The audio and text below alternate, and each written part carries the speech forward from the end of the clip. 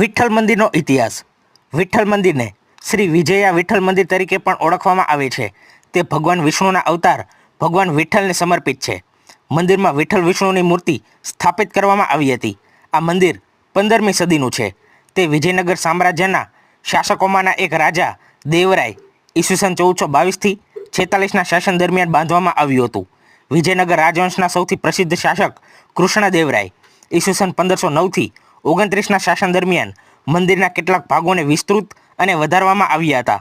તેમણે સ્મારકને તેનો વર્તમાન દેખાવ આપવામાં મહત્વની ભૂમિકા ભજવી હતી.